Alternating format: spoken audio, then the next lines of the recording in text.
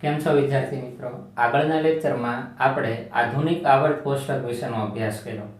આધુનિક આવર્ત કોષ્ટક જે મોસ્લેએ આપેલું છે તેના આધારે એણે એમાં શું કીધું તો કે ટોટલ 18 સમૂહો અને 7 આવર્તોનું બનેલું હોય છે. અને એમાં એણે બીજું એ પણ કીધું કે મેન્ડેલિફનું જે આવર્ત કોષ્ટક છે એમાં થોડુંક એણે મોડિફાઈ કરી અને તેના પરમાણુ ભારની જગ્યાએ અહીંયા શું લઈ લે છે? પરમાણુ ક્રમાંકને ધ્યાનમાં લે છે. તો આપણે આગળ વધીએ. જો આપણે જે આધુનિક આવર્ત કોષ્ટક જોઈએ છીએ તેમાં સમૂહની સંખ્યા કેટલી છે? 18 ટોટલ સંખ્યા. અને આવર્તની સંખ્યા કેટલી છે? 7 આવર્ત. એટલે તમને ક્વેશ્ચન પૂછે કે આધુનિક આવર્ત કોષ્ટક છે એ કુલ કેટલા સમૂહ અને કેટલા આવર્તનું બનેલું છે, તો શું આન્સર આવે? તો કે 18 ટોટલ સમૂહ છે અને 7 આવર્તનું છે. તો આધુનિક આવર્ત કોષ્ટક એ કઈ રીતનું છે તો તેના વિશેનો અભ્યાસ કરીએ તો જો આધુનિક આવર્ત કોષ્ટક કંઈક આ રીતે આપણને જોવા મળશે.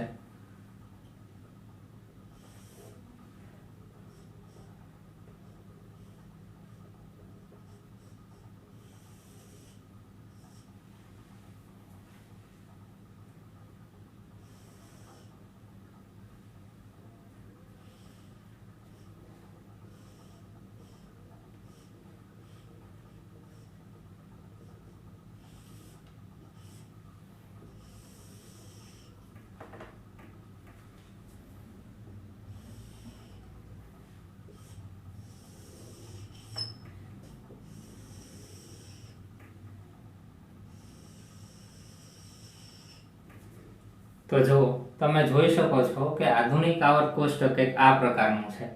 હવે આની અંદર ટોટલ 18 સમૂહ એટલે કે 18 ઊભી લાઈન આવેલી છે. સમૂહ એટલે શું દર્શાવે છે? ઊભી લાઈન. ઊભી લાઈન હોય એને આપણે શું કહીએ છીએ? સમૂહ. અને આવર્તને આપણે શું કહેશું? જે આડી લાઈન છે એને આપણે આવર્ત તરીકે દર્શાવીએ છીએ. તો જો એક્ઝામ્પલ તરીકે લઉં તો આ પહેલો સમૂહ, બીજો સમૂહ, એવી રીતે અહીંયા આવશે. ક્યાં સુધી આવશે? 18 સુધી આવશે. તો જોઈએ જો ટોટલ કેટલા સમૂહ છે? 18 સમૂહ છે.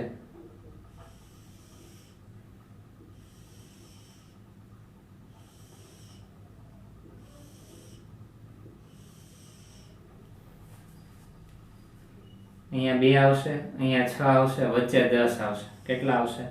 10.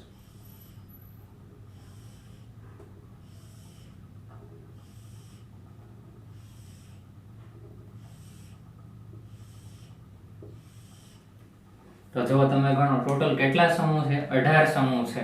1 2 3 4 5 6 7 8 9 10 11 12 13 14 15 16 17 18.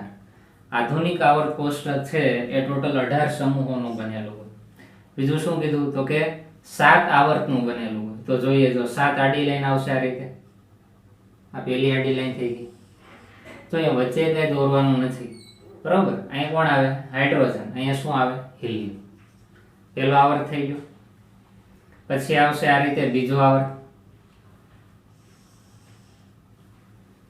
પછી આવશે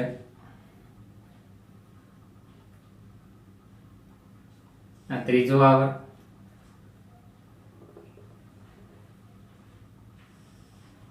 આ શું થઈ જશે? ત્રીજો આવર્ત. પછી આગળ વધીએ. ચોથો આવર્ત, પાંચમો આવર્ત, આ છઠ્ઠો આવર્ત અને કેટલામો આવર્ત થઈ ગયો? 7મો. બરોબર. આ પહેલો આવર્ત આડી લાઈન, આ બીજો આવર્ત, પછી આ શું આવશે? ત્રીજો આવર્ત, પછી ચોથો, પાંચમો, છઠ્ઠો અને 7મો. સમૂહ કેટલા? 18. 1 2 3 4 5 6 7 8 9 10. ક્યાં સુધી આવશે? 18 સુધી આવશે. બરોબર. એટલે કે આધુનિક આવર્ત કોષ્ટક કંઈક આ રીતની રચના ધરાવે છે.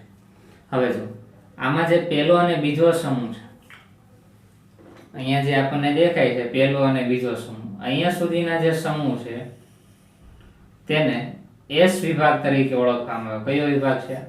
S વિભાગ. જ્યારે 13 થી 18 સુધીના જે સમૂહ છે તેને P વિભાગ તરીકે ઓળખવામાં આવે. જ્યારે આ વચ્ચેનો જે સમૂહ છે એને D વિભાગ તરીકે ઓળખવામાં આવશે. જ્યારે નીચેના જે છે એને આપણે એફ વિભાગ તરીકે ઓળખશું. તો આધુનિક આવર્ત કોષ્ટકનું ટોટલ 4 પ્રકારે પાછું વર્ગીકરણ થાય. તો કે પહેલો અને બીજો સમૂહ હોય બધાને એસ વિભાગના તત્વો કહેશું. 13 થી 18 સુધીના જે તત્વો હશે તેને પી વિભાગના તત્વો કહેશું. 3 થી 12 સુધીમાં જે સમૂહમાં તત્વો આવતા હોય તેને ડી વિભાગના તત્વો તરીકે ઓળખવામાં આવે. જ્યારે નીચે શું આવશે? એફ વિભાગના તત્વો આવશે.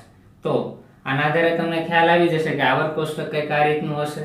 હવે અહીંયા તત્વોની ગોઠવણી કરવાની છે. જો હાઇડ્રોજન, હિલિયમ, અહીંયા શું આવે? Lithium, beryllium. આવડે છે ને? હવે 1 થી 10 તત્વો આવડે. જો hydrogen, helium, lithium, beryllium, boron, carbon, nitrogen, oxygen, fluorine, neon. પછી શું આવે? Sodium, magnesium, aluminium, silicon, phosphorus, sulphur, chlorine, argon. બરોબર. પછી શું આવે? આગળ વધીએ આપણે. જો અહીંયા આવશે પોટેશિયમ, અહીંયા આવશે કેલ્શિયમ. પછી કોણ આવે? Scandium, titanium, vanadium, chromium, manganese, iron, cobalt, nickel, copper અને ઝિંક. આપણે અહીંયા સુધીના તત્વો ભણી ગયા છે. બરોબર. આગળના તત્વો પણ આપણે જોવાના છે, પણ હવે તમને ખાસ ખ્યાલ આવી જવો જોઈએ. તમને એમ કીધું હોય કે એસ વિભાગના તત્વો, તેમાં તો કે હાઇડ્રોજન આવે, lithium, sodium, potassium, beryllium, magnesium, calcium. આ બધા જે એસ વિભાગના, આ સાઈડના બધા તત્વો છે બધા ગયા છે પી વિભાગના. જ્યારે અહીંયા જે તત્વો આવશે બધા ગયા છે ડી વિભાગના તત્વો. અને નીચે જે આપણે દર્શાવીએ છીએ તેને એફ વિભાગ તરીકે ઓળખવામાં આવે છે. તો આધુનિક આવર્ત કોષ્ટક કંઈક આ પ્રકારની રચના ધરાવે છે. એટલે ખાસ તમને ખ્યાલ હોવો જોઈએ. તમને એવો ક્વેશ્ચન પૂછાય કે ડી વિભાગ છે કેટલામાં આવર્તથી શરૂ થાય છે? તો ડી વિભાગ તમે જુઓ તો કે ચોથા આવર્તથી શરૂ થાય. બરોબર.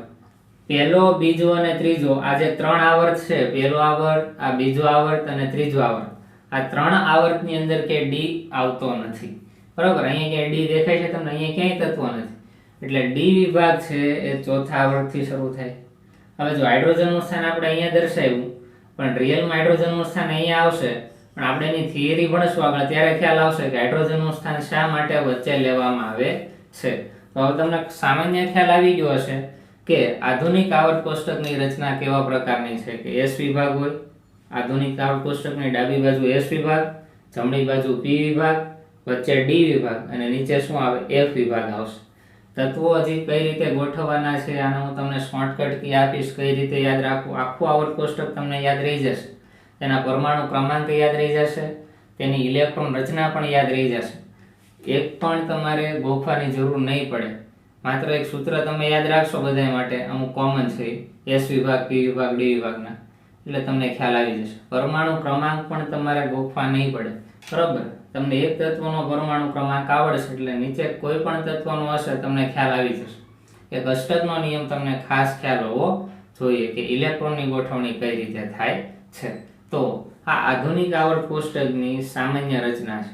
એને આપણે શોર્ટમાં દર્શાવવાનો પ્રયત્ન કરીએ જો તો એને આપણે કઈ રીતે દર્શાવી શકાય?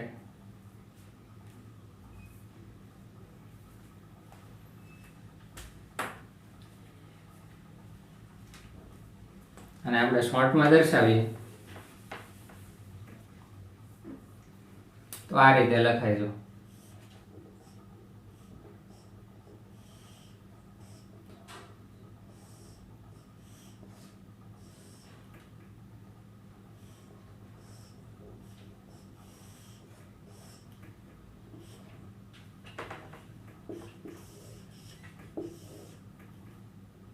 આધુનિક આવર્ત કોષ્ટક કંઈક આ પ્રકારનું હશે.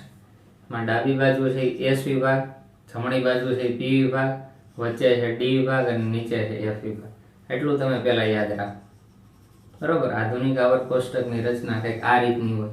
આ રીતે યાદ રાખો તો પણ કઈ વાંધો નથી. પણ ખાસ હવે ખ્યાલ આવવો જોઈએ કે ટોટલ 18 સમૂહ અને 7 આવર્ત આવેલા છે. એટલે આમાં ભૂલ પડે નહીં. હવે આપણે આગળ વધીએ.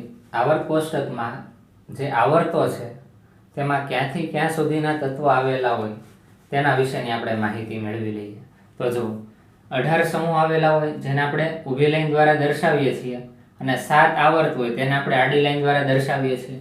એમાં જો આવર્ત પહેલો, હવે જો આવર્તનો જે ક્રમ હોય એ જ n નો ક્રમ હોય અને n એ શું છે તમને હવે ખબર છે, મુખ્ય ક્વોન્ટમાંક છે, અથવા તો n શું દર્શાવે, કક્ષા દર્શાવે. ખ્યાલ છે ને, n શું છે, મુખ્ય ક્વોન્ટમ અથવા તો n શું દર્શાવે, તો કે કક્ષા વિશેની માહિતી આપે. પહેલી કક્ષા, બીજી કક્ષા, ત્રીજી કક્ષા. તો જો પહેલો આવર્તનો અર્થ એવો થાય કે આ પહેલી કક્ષા છે, બરોબર. બીજી આવર્ત એટલે બીજી કક્ષા, ત્રીજો આવર્ત એટલે ત્રીજી કક્ષા. તેમાં રહેલા ઇલેક્ટ્રોન, તેમાં રહેલી કક્ષકો.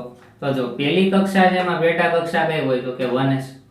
આ તો તમને ખ્યાલ છે ને, પહેલી હોય એમાં 1s હોય, બીજી હોયમાં 2s 2p હોય. પણ અહીંયા અષ્ટકના નિયમના કારણે થોડોક ચેન્જ આવશે. આપણે શું લખીએ છીએ, 2 8 8 18 18 32 32. આ રીતે એક અષ્ટકનો નિયમ છે ઇલેક્ટ્રોનની ગોઠવણી માટેનો. તો જુઓ, તો પહેલો આવર્ત હોય એના માટે મુખ્ય ક્વોન્ટમાંક એટલે કક્ષા કઈ થઈ ગઈ, પહેલી. એની પેટા કક્ષા કઈ થઈ ગઈ, 1s. તો પહેલા આવર્તની અંદર જે તત્વો આવશે તેમાં 1s માં જ ઇલેક્ટ્રોન ગોઠવાના છે. ટોટલ તત્વોની સંખ્યા કેટલી પહેલા આવર્તની અંદર, 2. ક્યાંથી ક્યાં સુધી, તો કે એક હાઇડ્રોજન થી હિલિયમ સુધી, એટલે કે એક હાઇડ્રોજન અને બીજો હિલિયમ જ હશે, વચ્ચે કાંઈ આવતું નથી. થયા ને બે તત્વો. અને આ કેવો થઈ ગયો, અતિ ટૂંકો આવર્ત કહેવાય. આગળ વધીએ, આવર્ત નંબર 2 એટલે મુખ્ય ક્વોન્ટમાંક અથવા તો n ની વેલ્યુ કેટલી થાય, 2. તો જો બીજી કક્ષા માટે આપણે શું કહીએ, એની પેટા કક્ષા 2s અને 2p હોય. તો જો તો 2s માં કેટલા ઇલેક્ટ્રોન સમય, 2. 2p માં કેટલા સમય, 6. એટલે ટોટલ 10 ઇલેક્ટ્રોન આપણે સમય. તો જો તત્વોની સંખ્યા કેટલી આવશે, 2. અષ્ટકના નિયમ પ્રમાણે ચાલશે. જો પહેલા 2, પછી 8, પછી 8, એ રીતે, બરોબર. આગળ વધીએ, તો 8 તત્વો હોય તો ક્યાંથી ક્યાં સુધીના, તો કે લિથિયમ થી નિયન સુધીના હોય, બરોબર. લિથિયમ થી તમે સ્ટાર્ટ કરો છો ત્રીજા પરમાણુ ક્રમાંક થી 10મા પરમાણુ ક્રમાંક સુધી, એટલે કે બીજા આવર્તની અંદર ટોટલ 8 તત્વો ગોઠવાયેલા હશે, જેને આપણે ટૂંકો આવર્ત કહીએ છીએ. આગળ વધીએ, ત્રીજો આવર્ત મુખ્ય ક્વોન્ટમાંક 3. તેમાં કઈ પેટા કક્ષા હશે, 3s અને 3p. તેમાં કેટલા તત્વો ગોઠવાયેલા છે, 8. ક્યાં ક્યાં છે, તો કે 11 થી 18 સોડિયમ થી આર્ગોન સુધીના તત્વો એ ત્રીજા આવર્તની અંદર ગોઠવવામાં આવે. તો તે આવર્તને આપણે કેવા કહીશું, તો કે ટૂંકો આવર્ત છે. પછી આગળ વધીએ, જો ચોથો આવર્ત આવ્યો, ચોથા આવર્તથી ડી વિભાગ સ્ટાર્ટ થાય. શું થાય, ડી વિભાગ સ્ટાર્ટ થાય. એટલે હવે તત્વોની સંખ્યા વધે, કારણ કે અહીંયા વચ્ચે જે ડી વિભાગ આવવાનો છે, બરોબર. આ રીતે આપણે લખીએ છીએ કે આ એસ વિભાગ, આ કયો વિભાગ, ટી વિભાગ, વચ્ચે ડી. અહીં ટોટલ કેટલા તત્વો સમય, 10 સમૂહ હોય એટલે 10 તત્વો ગોઠવાતા હોય એક આવર્તમાં. તો જુઓ તો ચોથો આવર્ત છે તો મુખ્ય ક્વોન્ટમાંક 4. તેની અંદર પેટા કક્ષકો કેટલી, તો કે આમાં 4s 3d અને 4p માં ઇલેક્ટ્રોન સમાવવાના છે. ટોટલ તત્વોની સંખ્યા કેટલી થઈ જશે, 18. કારણ કે ડી કક્ષક હવે એડ થઈ જો, ડી કક્ષક એડ થવાનો અર્થ એવો થાય કે 10 ઇલેક્ટ્રોન સમય, અથવા તો શું આપણે કહીએ કે 10 તત્વો પણ આવવાના છે. એટલે કે અહીંયા ડાયરેક્ટ 18 આવી ગયું. ક્યાંથી ક્યાં સુધીના હોય, તો કે પોટેશિયમ થી ક્રિપ્ટોન સુધીના, પોટેશિયમ થી ક્રોમિયમ સુધીના. આને શું કહેશું આપણે, ક્રોમિયમ. તેને આપણે આવર્તનું નામ આપીએ તો કે લાંબો આવર્ત છે, કારણ કે એમાં 18 તત્વો રહેલા છે. આગળ વધીએ, પાંચમો આવર્ત મુખ્ય ક્વોન્ટમાંક 5. કઈ કઈ કક્ષકો છે પેટા કક્ષા, 5s 4d અને 5. ટોટલ પાંચમા આવર્તની અંદર કેટલા તત્વોની ગોઠવણી થશે, 18 તત્વો ગોઠવાયેલા હોય. ક્યાંથી ક્યાં સુધીના, તો કે પરમાણુ ક્રમાંક 37 રૂબિડિયમ થી પરમાણુ ક્રમાંક 58 ઝેનોન સુધી, જેને આપણે લાંબા આવર્ત તરીકે ઓળખીએ છીએ. હજી આપણે આગળ વધીએ, છઠ્ઠો આવર્ત. છઠ્ઠો આવર્ત જેવો શરૂ થાય એમાં એફ વિભાગના તત્વો પણ આવવા મળે, એટલે બીજા કંઈક 14 તત્વો એડ થાય. એટલે જુઓ તો 18 ને 14 કેટલા થાય, 32. તો છઠ્ઠા આવર્તની અંદર 32 તત્વો ગોઠવાયેલા હોય. કેટલા હોય, આ ડી લાઈનમાં 32 તત્વો ગોઠવાયેલા હોય. મુખ્ય ક્વોન્ટમાંક 6 એટલે 6s 4f 5d અને 6p. અહીંયા શું થઈ ગઈ, પેટા કક્ષા થઈ ગઈ. આપણે જોશું આની ઇલેક્ટ્રોન રચના જ્યારે જોશું ત્યારે તમને ઓટોમેટિકલી ખ્યાલ આવી જશે. ક્યાંથી ક્યાં સુધીના હોય, તો કે સીઝિયમ પરમાણુ ક્રમાંક 55 થી પરમાણુ ક્રમાંક 86 રેડોન સુધીના હોય, જેને આપણે અતિ લાંબો સમૂહ કહીએ છીએ, અથવા તો અતિ લાંબા આવર્ત તરીકે ઓળખીએ. સમૂહ નો કહેવાય, શું કહેવાય, આવર્ત. સાતમો આવર્ત મુખ્ય ક્વોન્ટમ 7, 7s, 5f અને 6d એની પેટા કક્ષા છે. તેમાં ટોટલ કેટલા ઇલેક્ટ્રોન છે? 26. આવા કેટલા જોઈએ? તો 32. એનો અર્થ એમ કે આ જે આવર્ત છે અધૂરો છે. અમુક તત્વોની જે આ જે 7મા આવર્ત છે એમાં શોધ નથી થઈ એટલે કેવો હોય? અધૂરો હોય. તો સ્ટાર્ટ થાય છે ફ્રાન્સિયમ થી UNB. જો આ ખ્યાલ આવ્યો ને, UNB નો અર્થ શું થાય? PSC નામ પ્રમાણે અનનીલ બાય IUM પછી લાગે અનનીલ બાય UM. પણ આ તત્વ કયું છે જે ખબર નથી પડી એટલે એને આ સંજ્ઞા આપી દીધેલી છે. તો તમને ખ્યાલ આવી જશે કે આ 7મો આવર્ત છે જે અધૂરો છે, એમાં બધા જ તત્વો હજી ગોઠવાના નથી અથવા તો બીજા તત્વોની હજી શોધ થઈ નથી. તો આ વાત થઈ આવર્ત. કેટલા આવર્ત છે? એક આવર્તમાં કેટલા તત્વો સમાઈ શકે તેની સંખ્યા પણ કીધી. પહેલા આવર્તમાં 2 તત્વો સમાય, બીજામાં 8, ત્રીજામાં 8, ચોથામાં 18, પાંચમામાં 18, છઠ્ઠામાં 32 અને સાતમામાં કેટલા છે? 26 જેટલા છે. બરોબર. તો આ તમને ખાસ ખ્યાલ હોવું જોઈએ. હવે આપણે આગળ વધીએ. નવો ટોપિક છે આવર્તને લગતા મહત્વના મુદ્દા. આવર્તને લગતા જે મહત્વના મુદ્દા છે તે આપણે જોવાના છે. એમાં પહેલો મુદ્દો શું છે? જો બીજા આવર્ત એટલે કે n=2, બીજા આવર્તના તત્વો એ ત્રીજા આવર્તના તત્વો એટલે કે n= શું થાય? 3 સાથે સંબંધ ધરાવે છે. આથી લિથિયમ, બેરિલિયમ અને બોરોનને સેતુરૂપ તત્વો કહે છે, કારણ કે સમાન આયોનિક પોટેન્શિયલ. આયોનિક પોટેન્શિયલ કઈ રીતે મેળવાય? તો કે જે તત્વનો વિદ્યુતભાર હોય એને ભાંગ્યા એની ત્રિજ્યા એટલે શું મળે? આયોનિક પોટેન્શિયલ નું મૂલ્ય. તેઓ ગુણધર્મોમાં સમાનતા જોવા મળે છે. શું કીધું? તો કે અહીંયા જે તત્વો લીધા છે આ બીજા આવર્તના તત્વો છે અને આ કયા છે?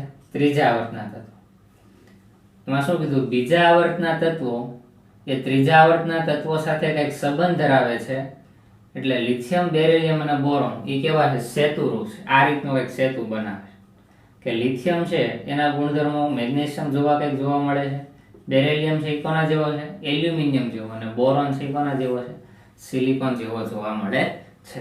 જો પહેલો, બીજો અને ત્રીજો આપણે 1 થી 30 સુધીના તત્વો જોઈ ગયા છીએ. આગળ મેં તમને કીધું હતું તેમાં આપણે 1 થી 30 તત્વો તો લખ્યા હતા ને આવર્ત કોષ્ટકમાં. એમાં બીજો અને ત્રીજો આવર્ત આવી જતો. તો આ તમને ખાસ ખ્યાલ હોવું જોઈએ. આગળ વધીએ.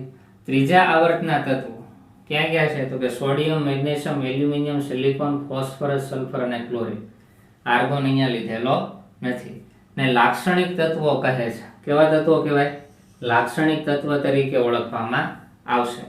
તેમના જેવા જ ગુણધર્મો સમૂહના બીજા તત્વોના હોય છે. એટલે કે જે ત્રીજા આવર્તમાં રહેલા તત્વોના જે ગુણધર્મો છે એના જેવા જ ગુણધર્મો એ સમૂહના બીજા તત્વોના હોય. બીજા ઘણા તત્વોના એના ગુણધર્મો કેના સાથે હોય? તો કે ત્રીજા આવર્ત સાથે સંબંધ ધરાવે છે. આધુનિક આવર્ત કોષ્ટકનું લાંબુ સ્વરૂપ 4 વિભાગમાં વહેંચાયેલું છે. એ તો મેં તમને આગળ આકૃતિમાં કીધું હતું કે 4 વિભાગ હતા: S, P, D અને F. તો જુઓ તો ડાબી સાઈડનો જે ભાગ છે તેને આપણે તેમાં કયા કયા સમૂહ આવતા હોય? તો કે સમૂહ નંબર 1 અને 2. આવર્ત કોષ્ટકમાં તમે ડાબી બાજુનો ભાગ જોશો તેમાં પહેલો અને બીજા સમૂહનો સમાવેશ થાય, જેને S વિભાગ તરીકે ઓળખવામાં આવે છે. આગળ વધીએ. જમણો ભાગ. જમણો ભાગ છે તેમાં સમૂહ નંબર 13 થી 18 સુધીના આવે. ડાબી બાજુનો ભાગ, પછી જમણી બાજુનો ભાગ એને P વિભાગ કહેશું અને વચ્ચે હોય એને D કહેવાય. બરોબર. એટલે જમણી બાજુનો જે વિભાગ છે ને આપણે P વિભાગ કહેશું. મધ્યમ ભાગ તેમાં સમૂહ નંબર 3 થી 12 સુધીના તત્વો આમાં ગોઠવાતા હોય તો તેને આપણે D વિભાગના તત્વો તરીકે ઓળખીએ છીએ. અને નીચેનો જે ભાગ છે એટલે કે જે સમૂહ 3 ની અંદર આવેલો હોય, કયા સમૂહની અંદર આવેલો હોય? 3 ની અંદર, તેને આપણે F વિભાગ તરીકે ઓળખીએ છીએ. હવે આપણે આગળ વધીએ. જો શું કીધું? સૌથી વધુ ધનભારિત સમૂહ કયો હોય? એવા ક્વેશ્ચન તમને પૂછી શકે. તો જે પહેલો સમૂહ છે એ સૌથી વધારે પોઝિટિવ એટલે કે ધનભારિત સમૂહ છે. બીજો પોઈન્ટ જોઈએ. સૌથી વધુ ઋણભારિત સમૂહ કયો છે? 17મો સમૂહ. 17મા સમૂહને હેલોજન સમૂહ તરીકે પણ ઓળખવામાં આવશે. પછી મહત્તમ વાયુની સંખ્યા ધરાવતો સમૂહ કયો? 18મો સમૂહ. 18મો સમૂહ છે એ નિષ્ક્રિય વાયુનો સમૂહ છે. અને સૌથી વધારે 18મા સમૂહની અંદર વાયુઓની સંખ્યા વધારે હોય. આ યાદ રાખો. શૂન્ય સંયોજકતા ધરાવતો સમૂહ એ પણ કયો થઈ ગયો? 18. કારણ કે 18મા સમૂહની અંદર રહેલા તત્વો એ બીજા કોઈ પણ તત્વો સાથે કઈ સંયોજન બનાવતા નથી, એટલે તેની સંયોજકતા કેટલી થઈ જાય? શૂન્ય થઈ જાય. એટલે 18મો સમૂહ છે એમાં શૂન્ય સંયોજકતા ધરાવતો સમૂહ કહેવાય. બરોબર. આગળ વધી. વાયુ તત્વોની સંખ્યા કેટલી? તો કે 11. ક્યાં ક્યાં? Hydrogen, nitrogen, oxygen, chlorine, chlorine અને +6 નિષ્ક્રિય વાયુ. નિષ્ક્રિય વાયુ કયા કયા રહેશું? Helium, neon, argon, krypton, xenon અને રેડોન. આ બધા નિષ્ક્રિય વાયુ છે. કેટલા છે? 6. બરોબર. ટોટલ 11 થશે. પ્રવાહી તત્વોની સંખ્યા કેટલી? 6. Caesium, francium, gallium, mercury, bromine, UB. જ્યાં શોધાણું નથી એટલે સીધું આ રીતે નામ લખેલું છે. આગળ વધીએ. નોટ ખાસ ધ્યાન રાખો. અહીંયા જે બ્રોમિન છે એ કઈ અવસ્થામાં છે? પ્રવાહી અવસ્થામાં અસ્તિત્વ ધરાવતું એ એકમાત્ર અધાતુ તત્વ છે. આ ક્વેશ્ચન પૂછાઈ શકે એટલે આને ખાસ ધ્યાન રાખો. ઘન તત્વોની સંખ્યા કેટલી? 95. અથવા તો ધાતુ તત્વોની સંખ્યા કેટલી? 95.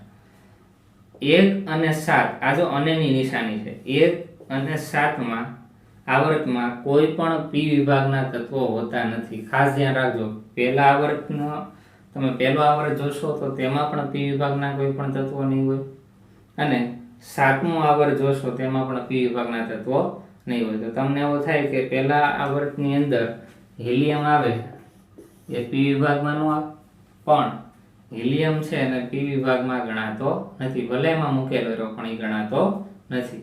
પ્રથમ આવર્તમાં બંને તત્વો હાઇડ્રોજન અને હિલિયમ કઈ અવસ્થામાં હોય? વાયુ અવસ્થામાં હોય.